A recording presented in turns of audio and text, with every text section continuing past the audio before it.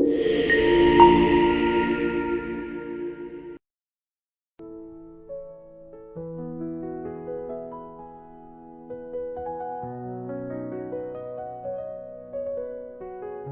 you're seeing right now is exactly what a Swiss explorer witnessed over a century ago, defying local guides who warned blood will be spilled as he advanced through a deathly narrow passage.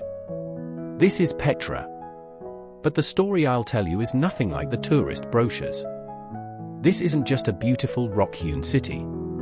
This is a time machine. An engineering miracle. And perhaps a living secret breathing within a forbidden necropolis. Ready? Because entering this narrow slit, gestures to the Sikh, won't just lead you to an ancient city, it will plunge you into a civilization's lost soul. A warning, the Nabataeans carved their secrets in stone. Finding them demands you never look away. Let's begin. Ever toss this question around with friends, world's most mysterious place? Answers fly: Egyptian pyramids, Machu Picchu. But I'll tell you this, Petra outshines them all in one trait: invisibility. Yes, you heard right. For centuries, this colossal city hid in plain sight from the Western world. How?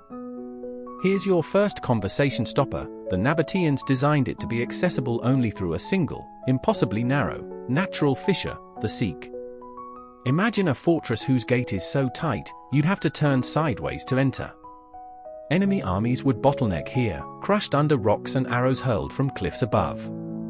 It was history's most effective natural defense system. Now picture yourself walking the Sikh. Walls tower 200 meters. In places, it's just 3 meters wide. Above you, the sky is a thin blue slit. Stone cliffs loom as if closing in. How would a caravan know an army approached? Simple. The Nabataeans engineered genius water channels. Clay pipes beneath the Sikh's floor carried water. When enemies stormed in, guards removed paving stones, flooding the passage instantly.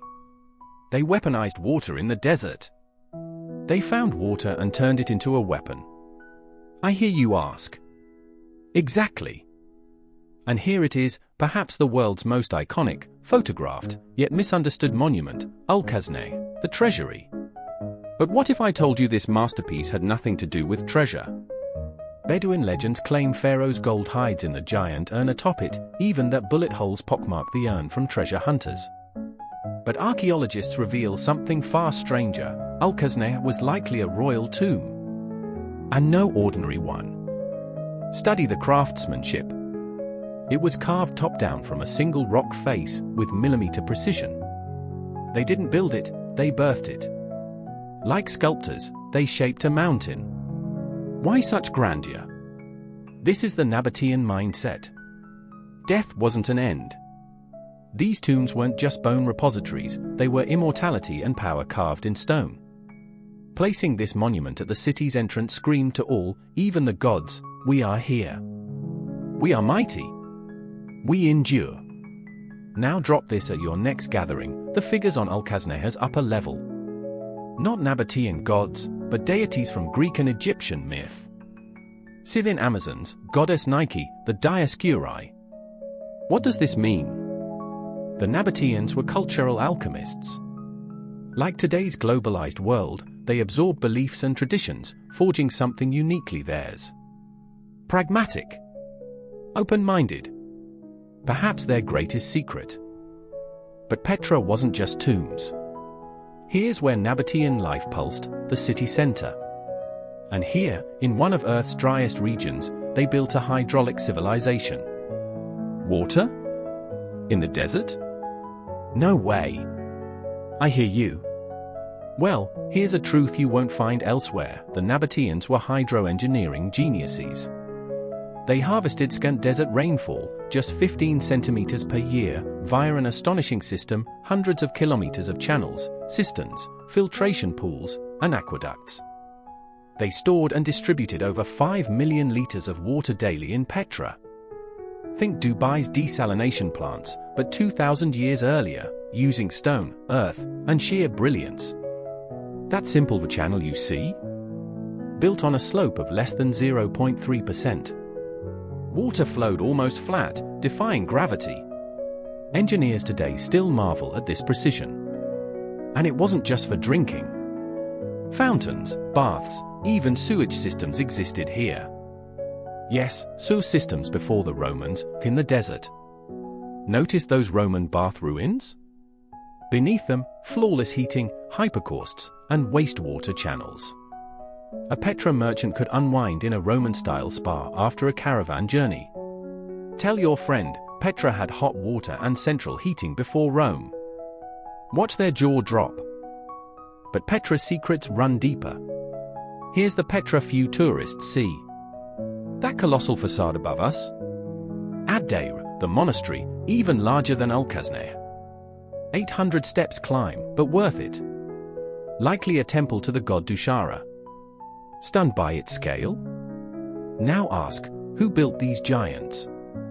Here lies the great mystery. Who were the Nabataeans? Origins, unclear. Drifted from South Arabia? Or an indigenous people? Their language resembles Arabic but used a unique script.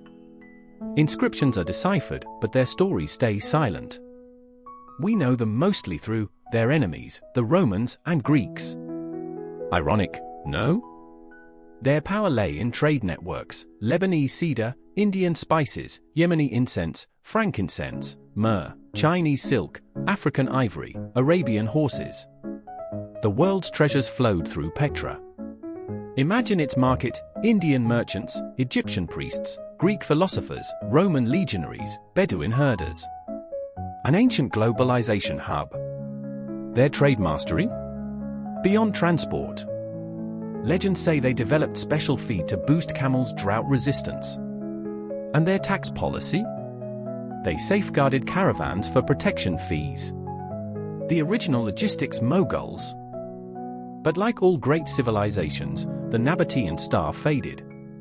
The catastrophic 363 AD earthquake shattered Petra. Water systems snapped. Cisterns collapsed. The city's lifeline severed. Then, shifting Roman trade routes. Petra emptied. Was forgotten. Local Bedouin, Bedouin tribe, used it as shelter. Until 1812, when Swiss explorer Johann Ludwig Burckhardt, disguised as Sheikh Ibrahim, rediscovered it. He was the first outsider through that slit, seek. Can you picture his awe?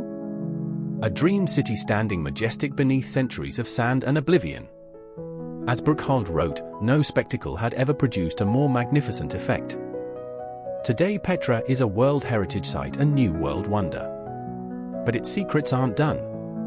Archaeologists estimate only 20% is excavated.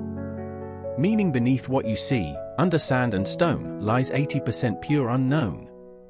New discoveries surface yearly: hidden tombs, lost temples, evidence of a larger city. Satellite and LIDAR tech reveal buried structures. Perhaps Petra's greatest treasure is still unfound. What about you? If you visited Petra, what would you do? Settle for an Al-Khazneh selfie? Or dare take the Wadi Farisa trail to find cliff-carved garden terraces, waterfall niches, and rainbow rock layers? Or climb to the high place of sacrifice to stand where Nabataean priests offered blood to gods at an altar still stained? That's Petra's true soul, far from the crowds. Petra is stone bearing witness to a civilization's triumph and tragedy. It hears the echo of a merchant's camel in the Sikh, a king's final prayer in his tomb, an earthquake's roar, and centuries of deafening silence. These stones whisper. They share secrets only with those who truly listen, who never look away, who brave the dark slit. Petra isn't just a place. It's an experience. A summons. A call to chase a lost world, to uncover truths buried in time's sand. Because remember, the greatest treasures hide best. Petra's? Still waits. Who will unveil its next secret? The hourglass flows. And this highly technological and secret civilization actually shows how talented and successful human beings are in every aspect of life. You are extremely valuable to us. See you in our next mysterious topic.